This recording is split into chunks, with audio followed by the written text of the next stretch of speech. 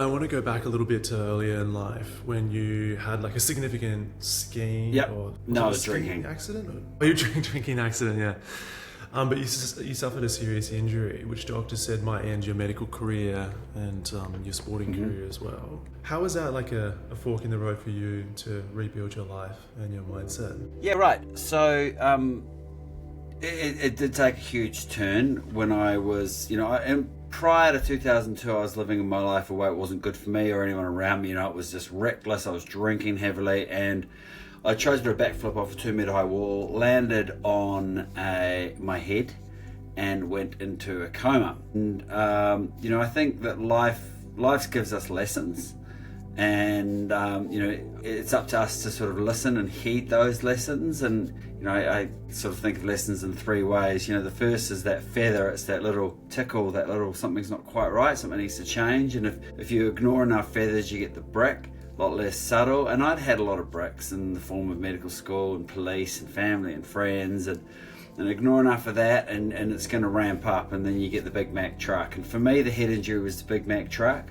and it was the lesson that I couldn't ignore. And there's many things I guess I could have taken from that, but the main thing that I took from it was that I had to raise my standards. Raise the standards of who I was, of how I was behaving, and just of the results that I was getting in my life. And so I went about doing that, and I started with mindset. And it put me on a journey which began with a mindset and then has carried on from there. Well, I think the reason that the head injury was really useful for me was because I went from just loose as to I had to manage my life down to the minute. I remember the first time I went back to the gym and I did 7 minutes on the rowing machine, then I was in bed for 2 days. And I sort of realized at that point my exercise tolerance was about 2 minutes. So I really had to get, I went from completely loose to completely tight and managing everything. So it was the overcorrection that I needed. And I don't manage my life in that way now because I guess I've got the lesson there. But I would say I didn't sort of put it all behind me. I more sort of channeled it in terms of the risk taking. I still, the following year, I was the national extreme ski champion. So there was definitely, it was channeled risk taking. And then, started work as a doctor, started the business. I guess I found more productive ways to channel it.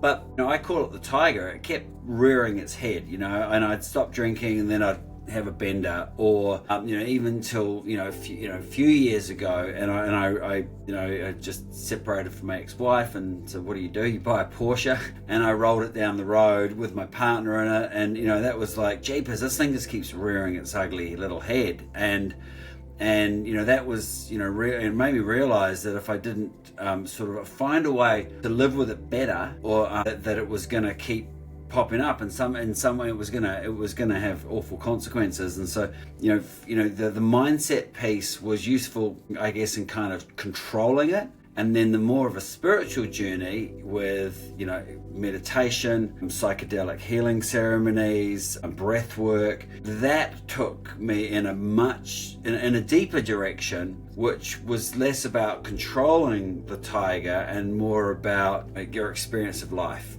being, rather than always focusing and doing relentlessly, trying to achieve. Yeah, it's interesting. I've heard that perspective from a lot of people, because that fuel is what gave you the energy and capacity to also do like remarkable things. It's got a sharp tail. I was actually thinking about that just driving into the chiropractor this morning. I was thinking about my uncle. You might have, if you didn't have that energy or that fuel, like you might just be completely different. I would trajectory in your life as well. I was thinking about my uncle, Tim Wallace. Incidentally, he was a sort of an aviation and deer entrepreneur, and he spent the last 20 something odd years of his life severely injured after crashing a Spitfire, a warbird.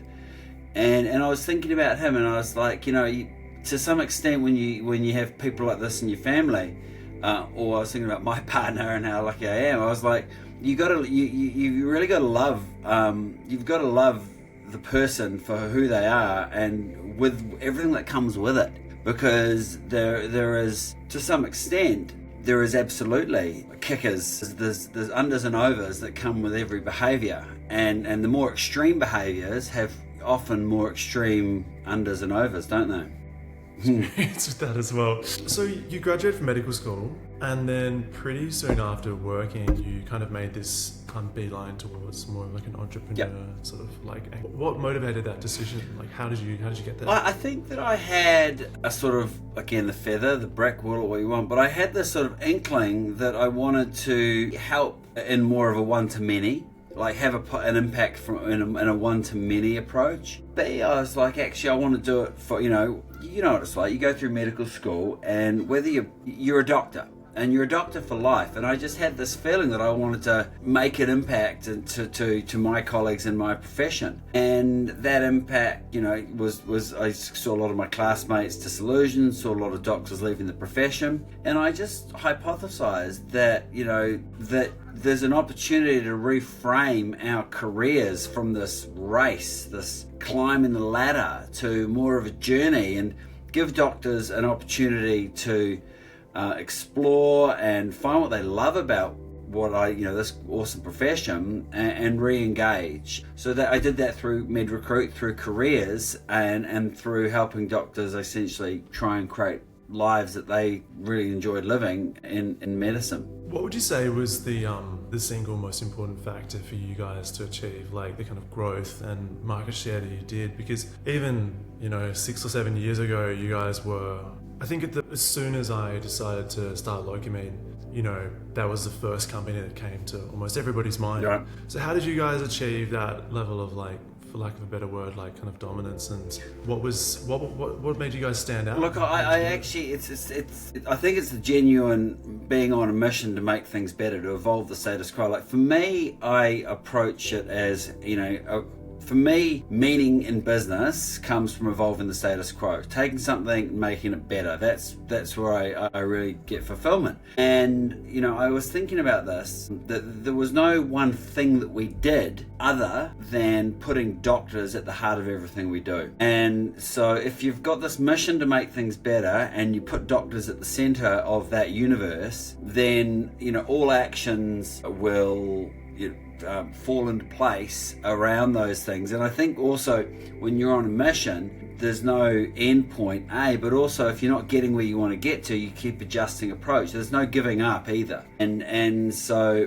it wasn't any one particular thing. It was kind of more of the ethos of how we approached it. Do you remember the moment when you got your first booking? Yeah. Like when you guys... Yeah. I mean, it was mates from medical school.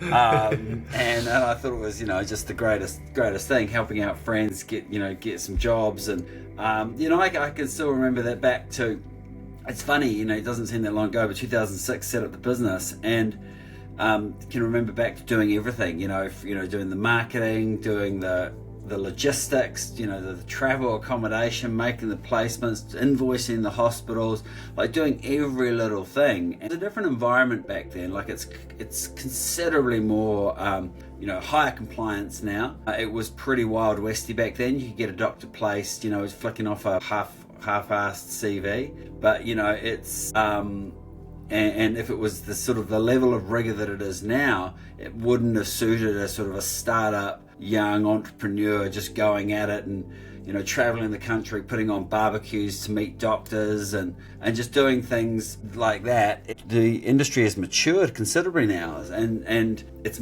I think it's a lot harder to approach a mature industry as a sort of a young upstart. Do you see any risks in the locum industry landscape? Because I saw an article recently that was talking about how New South Wales Health was considering to create their own internalized sort of locum, team. What do you reckon the risks are on the horizon for the locum industry? Or do you think it's still going to be a forever industry? Well, I mean, there's always risks, and I think interestingly, we see this as a supplier. I've seen this. Every state's done this in New Zealand. New Zealand and every state in Australia has done this at some point, or thought about it at some point. And I think the key is just keep adding value. What I think and as I said, I've seen many initiatives like this be tried and failed. What I think people come to realize is that actually a really good private company, private and public. Private, if you don't win, you don't eat. Public, you just keep getting funded. And so what we've seen is, I think, over time, people give things a go, things generally fail, and they realize actually they're getting good value from private because we are so honed and so used to doing things in the most efficient way possible. And it's about just adding value and making sure that, again, keep the doctors at the heart of things, keep those clients, again, at the heart of things, and keep adding value. And if you keep focusing on that and keep focusing on ways to find and add value, then I think generally you do okay. I just have like one more question, if you don't mind. You guys worked in the medical recruitment or locum placement industry for a long time, but obviously essential to achieving that goal was recruiting internal staff. So do you have any advice for young entrepreneurs out there who are struggling to recruit talent or retain talent on their teams? And how did you guys go about that sort of problem? Absolutely. Well, there are a few things, and when I set up a technology business to build essentially an operating system to support people in healthcare, people said the same thing. It's really hard to find good tech people, and it is. But there are certain things that people look for. They want to work for a business with a mission. They want to work for something that they believe in. They want to get paid well. So, I'm looking for great people, but I don't want to pay for it. That doesn't generally work either. And, as much as possible, if you can have people share in the upside, that's a great place. If you can put all those things in place, then you can hire good people. I think, throw out all the BS that comes from the business coaches and hire for fit and train for skills and all that sort of crap. Like, hire really good people. Like when you're in a startup business, for example, like that's all well and good if you've got hundreds of staff and you can hire juniors who you can bring on. But if you're in a small business, you need to hire people with the skill sets that you need considerably better than you have. And I think one of the worst things people do is they hire for cultural fit when actually maybe you need a different culture. Like maybe you actually need someone who can come in and kick some ass and do something differently. Hiring for culture fit often ends up being you end up with a very similar culture and you end up with people without really great skill. You've got to hire great skills, hire people who believe in the mission and maybe people who bring the culture forward.